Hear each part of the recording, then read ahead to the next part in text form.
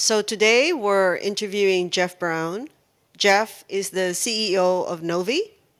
So I'd like to start, Jeff, with some basic questions. How are you doing? Very good. Thank you, Vicky. It's wonderful to be here and wonderful to be live with the key players in the industry and to see you again. So thank you.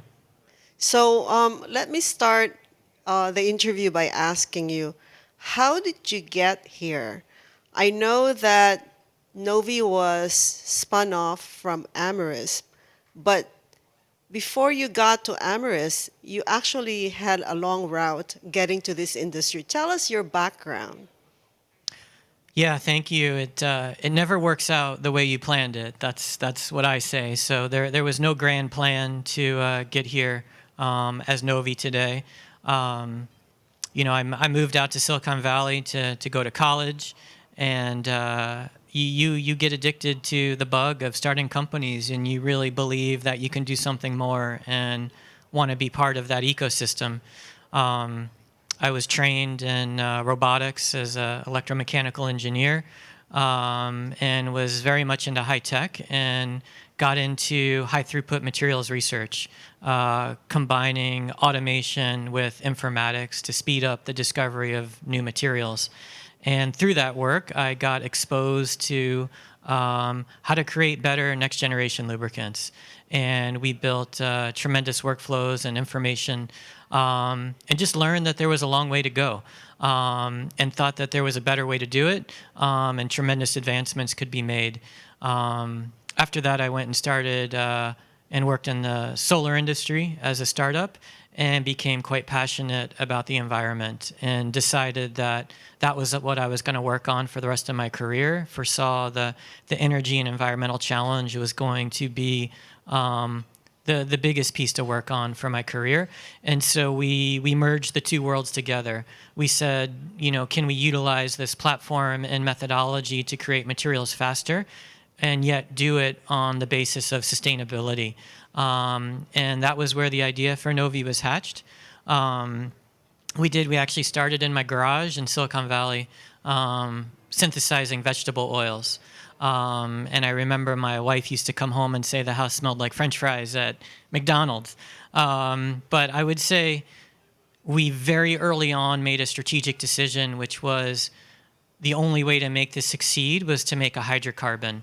And it's going to be very hard to get people to move to sustainability, but getting them to change fundamental chemistry at the same time was going to be impossible.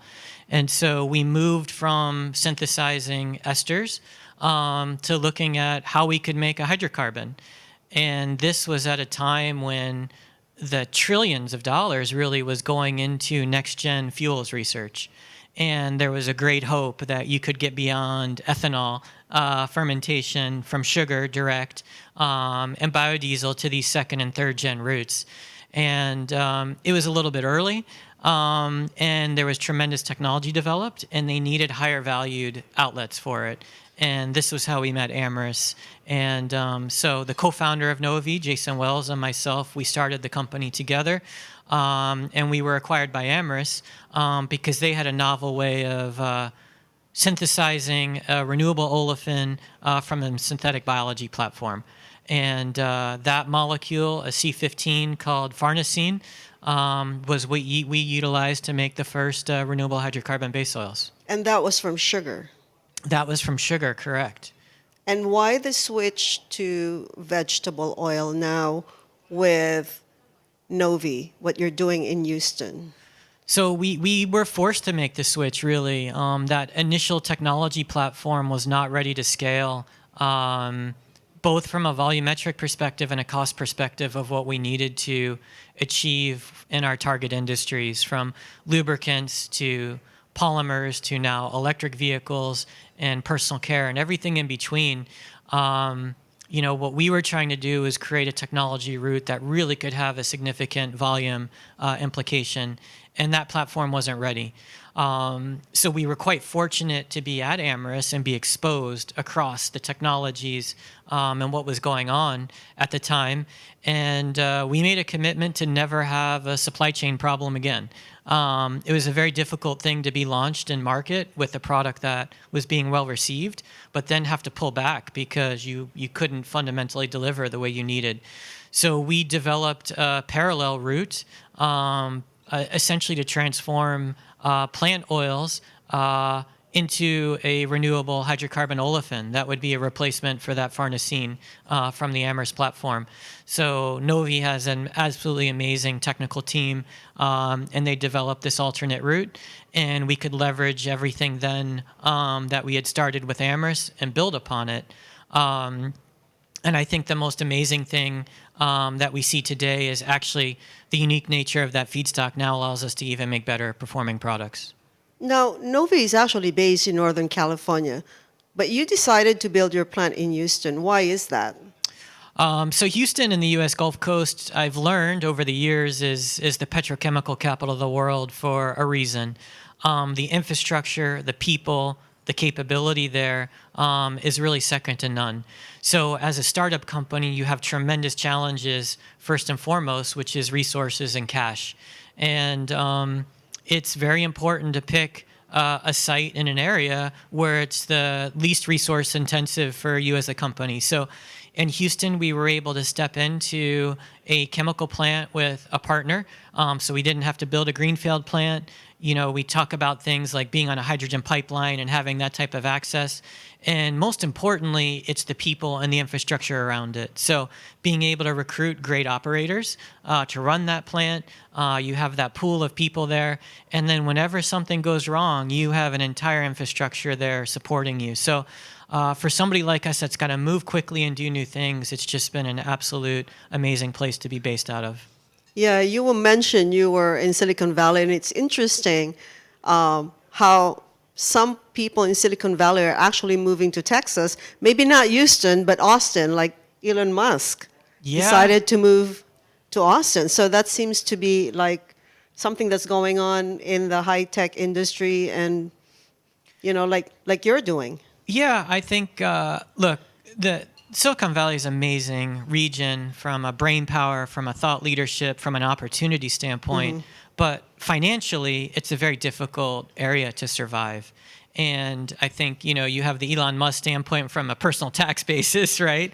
And corporate tax basis. It's, you know, you have a company, it's very difficult from a corporate position compared to a state like Texas. But you need to acquire land, you need to build plants, you need to hire people, and that cost basis in California is quite high. And so there's very strategic ways to do that. And you see that in the oil industry, like, you know, ExxonMobil relocating the entirety of their headquarters and people down there. One of our partners, Chevron, you know, their footprint in that Houston area in Texas. I think, you know, from a people access cost, that region has a lot to offer. Yeah, Jeff, based on your presentation at FNL Week, it almost seems to me like you've solved the technology puzzle. What else should we be looking at in the future from Novi? So I like to think that we have, but there's a big difference from solving the technology to making the impact that you need in the market to change. And that's really the next step of Novi is growing up operationally. So, you know, the supply chain doesn't exist in the exact manner that we need to get the feedstocks in the way we need into our plant. Mm-hmm. You know, the oleochemicals industry is really quite mature in Asia, but not in North America. And so that's where our plant operates today. So we have a very big challenge of building out in North America to get on these alternate feedstocks. And then I think just getting this market to move, right? The market is extremely slow to change. And I've been quite surprised over my 10, 12 years of doing this at how slow it moves. So I think on the upstream, there's tremendous work to do. And then on the downstream, there is as well. I think the good news is there's strong momentum now on both sides that show us that it's going to happen. The timing is right. The timing is right. You know, I think the company has survived all these years when many sustainable, renewable companies did not, because of our adherence to performance. And it's always been about performance first, and then sustainability comes alive. And through the last couple of years of COVID, sustainability really came to the forefront. It's been an amazing change in the public. And so now when you put the two together, the performance with the sustainability, it just seems everybody's really ready to go. One of the problems of startups always has been the financial part. How have you been able to overcome that and get to where you are today? It's a never-ending challenge, Vicky, and it's an interesting route from what we talked about, the Amyris relationship early on. Venture capitalists in California were not interested in funding Novi. We were not a sexy investment. We're not a quick flip. We're not a bunch of coders in a room that can build $1 billion. You got to put steel in the ground, and you've got to innovate very difficult industries. And so we took a very unique route and got strategic funding into the company, starting with Amyris, and then we've now built that out and had a very strong partnership with Chevron, where we've leveraged not just Chevron financially, but from a technology perspective. They actively participate with us in how we make our base oil, and we control the structure properties of our molecule. We license some of their technology, and then it's been a phenomenal collaboration from a marketing, from a sales, from a working with Chevron Oronite on the additive side. So every one of our strategic investors has played a large role. We work with H&R, a German refining company that we work very closely on the process oils market and polymers, and they've been an absolutely phenomenal customer as well. And ARG, American Refining Group in Pennsylvania. So for what we've done, for patient investing, that understands what it takes to build a chemical plant and get it running and get these markets going, it's been a very strong route for us. And I think that the venture capital money probably would not have been as patient if we could have gotten it at that time. And that's when so many of the competitors have gone out of business. Yeah, I guess one other question that I'd like to touch on is a little bit personal, Jeff. We're just coming out of COVID right now, 2 years of our lives. Basically, we've had to change the way we work, the way we live. Tell me how it has personally impacted you and professionally as well. And for Novi, how did it change your game plan? That's a great question, Vicky. I think personally, it was a very big struggle at first. I think everybody that is leading companies and managing people, you have the health and safety of the organization to contend with. And if you look at the early days of COVID, it was very difficult and very scary. How do you manage a manufacturing plant and not have everybody get sick with COVID, have to take the plant down, but also you want to protect those employees and their health. And so it's a great question, because I think mentally we all think about how we grew over the course of the pandemic, and those early days were incredibly focused on health and safety while being able to maintain operations. I think then as time went on and it shifted and we got the vaccine and people got comfortable with it, it was trying to work within the new norms.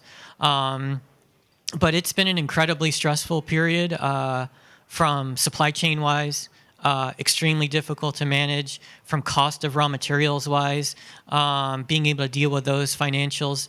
And it's something that nobody ever modeled into their business plan, right? Nobody ever planned for COVID to happen. So it's been difficult. I'm thankful for the support we have within the company from our shareholders, and also from our customers seeing the vision. And I think that's just what's allowed us to make it through. And then for me personally, I will say it's been great to spend time and slow down with my family. Having to work the schedule and the travel that I do, it actually was a great break to be around the family much more. I'll say the one downside with that was you were expected to be able to work 24/7 all times of day, because everybody knew you weren't on the road, you weren't in the office, so why aren't you answering that email and why aren't you on a call? So it was nice to be home and be involved, but I think we're going to have to figure out how to pull back from that time demand and expectation, because it's extremely hard to travel again now and be disconnected when people are expecting that of you. And you just can't physically keep that schedule up forever. So I think everybody's going to learn how to compensate there. Well, Jeff, thank you so much for coming to Bangkok, for gracing our event, for sharing your knowledge, your experience, and mostly thank you for the friendship and the support. Yeah, thank you, Vicky. You've been a great friend and supporter of Novi all these years. So thank you, and I look forward to the future of growing together. Thank you. Have a good day.